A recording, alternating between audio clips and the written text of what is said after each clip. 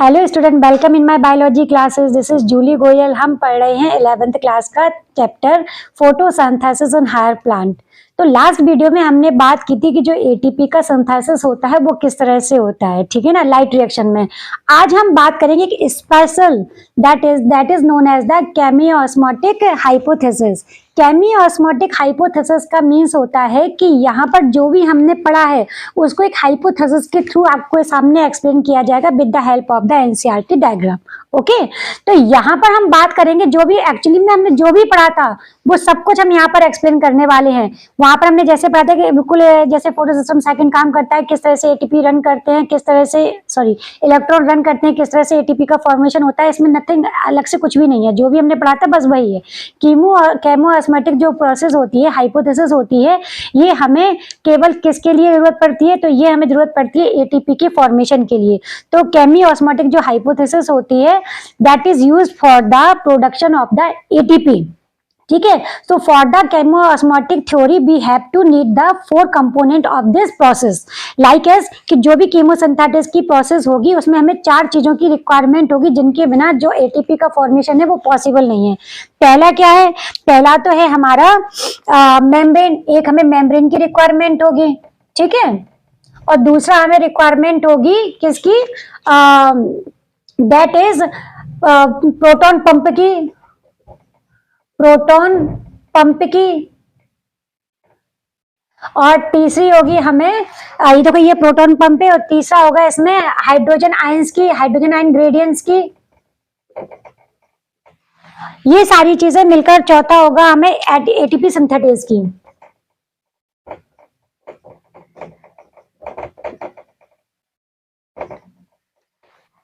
अब हम बात करते हैं कि ये चारों की चारों मिलकर किस तरह से एटीपी का फॉर्मेशन करते हैं। तो लेट्स स्टार्ट। हम बात करेंगे कि ये जो पूरी की पूरी मेम्ब्रेन है ये है थैलेकॉइड की मेम्ब्रेन। सपोज दैट अगर हम पूरे ही बोर्ड को मान लें, ये पूरा का पूरा क्या है? पूरा का पूरा ये क्लोरोप्लास्ट है। क्लोरोप्लास्ट में ग्रेना है, और ग्रेना में जो मेम्ब्रेन है थैलेकॉइड की वो ये पूरी की पूरी थैलेकॉइड की मेम्ब्रेन है। थैलेकॉइड की मेम्ब्रेन पर हमने पढ़ा था कि फोटोसिस्टम फर्स्ट और फोटोसिस्टम सेकंड प्रेजेंट होते हैं। तो जो फोटोसिस्टम फर्स्ट और फोटोसिस्टम सेकंड होते हैं वो किस तरह से अरेंज होते हैं? तो फोटोसिस्टम पहले हमें ये भी पता है कि पहले फोटोसिस्टम सेकंड काम करता है। हम सारी चीजें डिटेल में बता चुके हैं, हम डिटेल में नहीं जाएंगे, बस केवल हम आपको बताएंगे कि इलेक्ट्रॉन कैसे मूव करते हैं। तो फोटोसिस्टम जो सेकंड होता है पहले वो होता है, फिर उसके बाद होता है फोटोसिस्टम फर्स्ट होता है।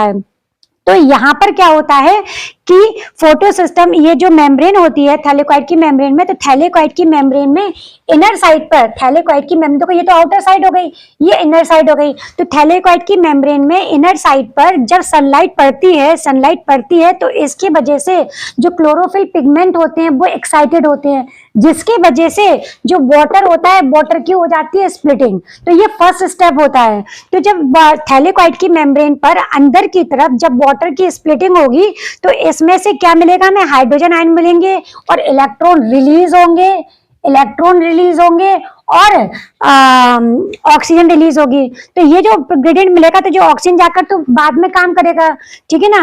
अब यहाँ पर क्या होता है कि जो हाइड्रोजन आयंस होते हैं जब वाटर की स्प्लिटिंग होती है तो ये जो इलेक्ट्रॉन्स होते हैं वो इलेक्ट्रॉन जाकर यहाँ से एक्साइटेड होते हैं और ऊपर की तरफ मूव कर जाते हैं। तो ऊपर की तरफ ये मूव कर जाते हैं फोटोसिस्टम फर्स्ट में। तो यहाँ पर साइटोक्रोम का मॉलिक्यूल होता है जो इसके लिए प्राइमरी एक्सेप्टर होता है। सारी चीजें पढ़ चुके हैं हम।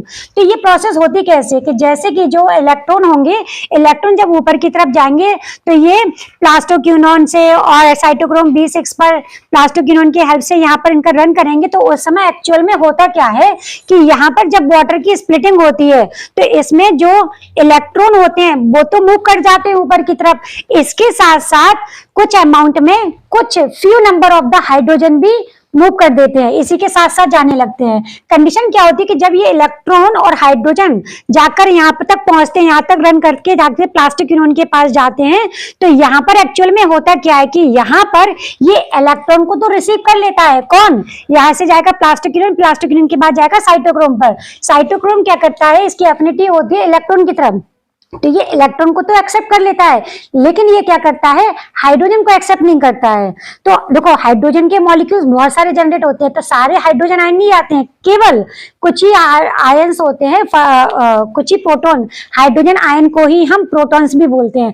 तो कुछ ही जो प्रोटॉन्स होते हैं, तो कुछ को ये ना रिसीव नहीं करते, ये कैरियर की तरह काम नहीं करते। इनका काम, साइटोक्रोम का काम क्या होता है कि ये इलेक्ट्रॉन्स के लिए कैरियर होते हैं, प्रोटॉन्स के लिए नहीं होते। तो ये क्या करते हैं कि जब इनके साथ में प्रोटॉन्स भी आ जाते हैं, फ्यू नंबर में, मैक्सिमम जितने भी प्रोटॉन्स होते हैं या जितने भी हाइड्रोजन्स होते हैं, वो सारे के सारे यहाँ पर ही स्प्लिट होकर यहीं पर ही बने रह जाते हैं, और जो इलेक्ट्रॉन होते हैं वो ट्रांसपोर्ट कर जाते हैं। तो जैसे ही इलेक्ट्रॉन वहां पर गया, तो ये साइटोक्रोम के पास पहुंचा, साइटोक्रोम से जाके प्लास्टोक्विनोन के पास पहुंचा, प्लास्टोसाइनिन के पास पहुंचा, तो प्लास्टोसाइनिन होता है।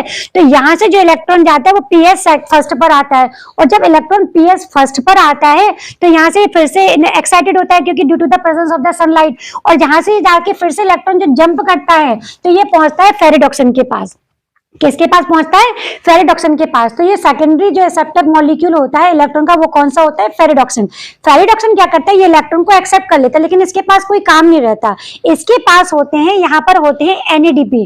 तो एनएडीपी जो होता है, वो वहां पर एक एनएडीपी रिडक्टेज एंजाइम्स की हेल्प से ये इलेक्ट्रॉन को एक्सेप्ट कर लेता है, इलेक्ट्रॉन से ले लेता है, और इसके साथ साथ स्ट्रोमा में थोड़े थोड़े से हाइड्रोजन यानी कि प्रोटॉन्स आयन का ग्रेडियंट यहाँ पर होता है। अब ये हाइड्रोजन ग्रेडियंट आया कैसे, कंडीशन ये होती है कि कुछ कुछ हाइड्रोजन आयंस जो होते हैं वो ऊपर की तरफ निकल जाते हैं। देखो वाटर की स्प्लिटिंग होती है मेम्ब्रेन की इनर साइड पर, ठीक है ना, और ये जो सिस्टम होते हैं, photo system first, photo system second, ये जो सिस्टम होते हैं मेम्ब्रेन की दूसरी साइड, आउटर साइड पर होते हैं।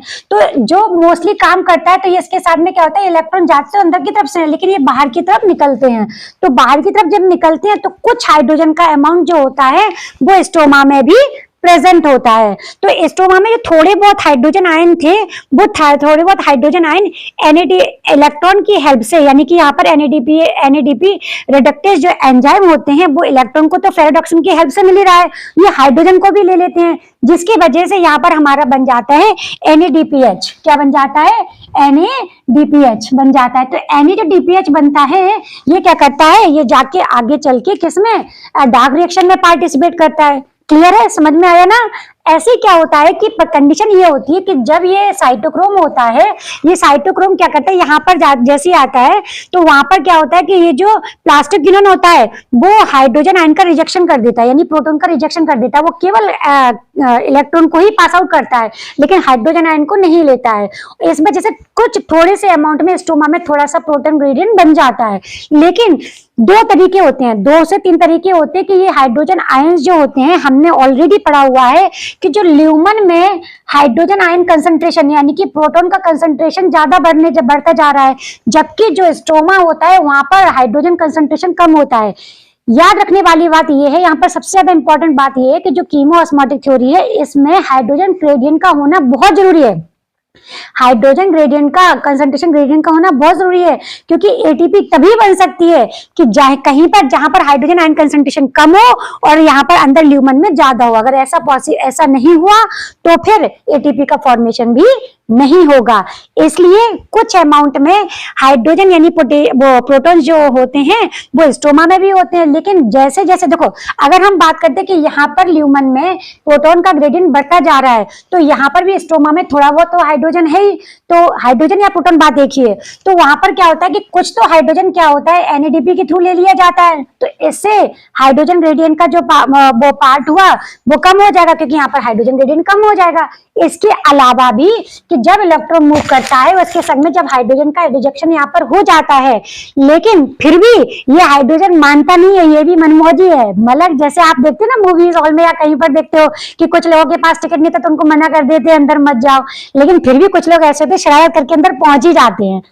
बिल्कुल ऐसे हाइड्रोजन करता है कि एक साइटोक्रोम में की हेल्प से जो मना कर दिया जाता है, उसके बावजूद भी एक हाइड्रोजन जो आता है, प्रोटॉन होता है, वो अंदर आ जाता है। इस तरह से यहाँ पर एक हाई इलेक्ट्रोकेमिकल पोटेंशियल ग्रेडियंट बन जाता है, जिसके वजह से बहुत लार्ज अमाउंट में हाइड्रोजन आयन का कंसंट्रेशन बढ़ जाता है। और इसके कंपैरिजन में देखा जाए तो जो हाइड्रोजन यानी प्रोटॉन का जो ग्रेडियंट है वो स्ट्रोमा में कम होता चला जाता है। तो या एक जगह कम हो रहा है और एक तरफ बढ़ रहा है, तो तभी तो हमें पोटेंशियल ग्रेडियंट ज्यादा मिल जाता है, किसका, प्रोटॉन्स का।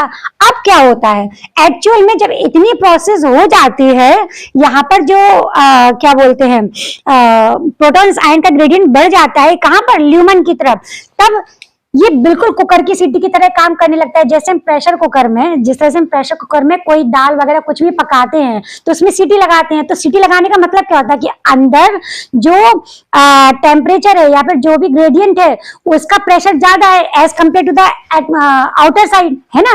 तो वहां पर भी प्रेशर ग्रेडियंट होता है। तो जिस तरह से कुकर की बिसल होती है, उसी तरह से थैलेकॉइड की मेम्ब्रेन में कुछ ट्रांसमेम्ब्रेन चैनल्स भी प्रेजेंट होते हैं। तो ये ट्रांसमेम्ब्रेन जो चैनल होते हैं, इनका काम क्या होता है, यही वो काम करते हैं जो एटीपी का फॉर्मेशन करते हैं। कैसे कि जैसे जैसे यहाँ पर प्रोटॉन का ग्रेडियंट बढ़ता चला जाएगा तो इसके ऊपर एक प्रोटोनोमोटिव प्रेशर क्रिएट होगा।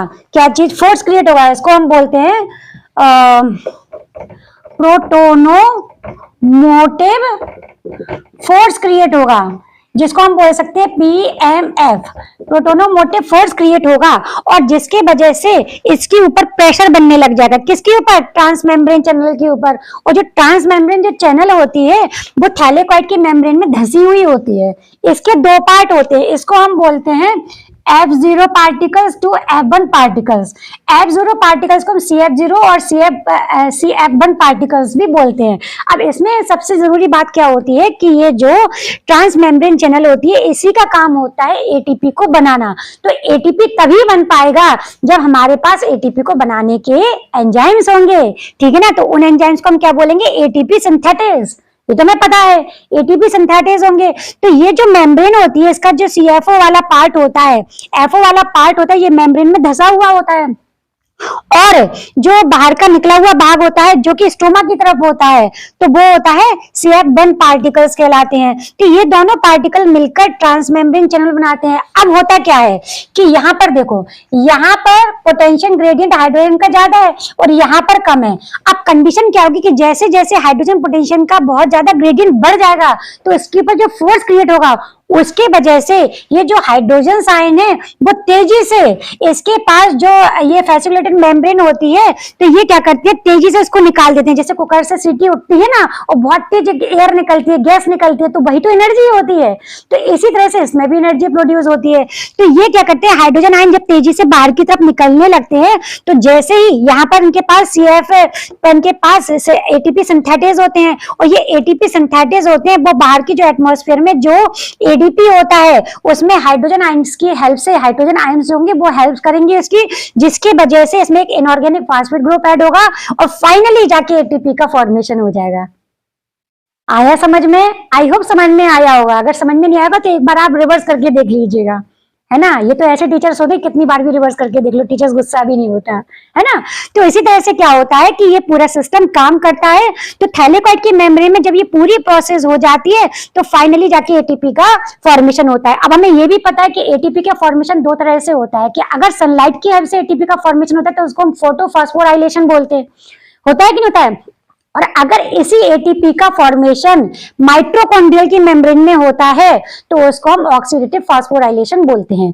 अब एक चीज और, कीमोसिंथेटिक जो हाइपोथेसिस है ये ना हमें प्लांट में फोटोसिंथेसिस में भी देखने को मिलती है और रेस्पिरेशन में भी देखने को मिलती है प्लांट में। कैसे कि यहाँ पर जितने भी ऑक्सीजन बनते हैं ना बेटा, जितने भी ऑक्सीजन बनते हैं, ये ऑक्सीजन जाकर कहाँ मिलते हैं हमें, जाकर ये हमें हाइड्रोजन की जो माइटोकॉन्ड्रिया की मेम्ब्रेन है उस पर जाकर मिलते हैं देखने को।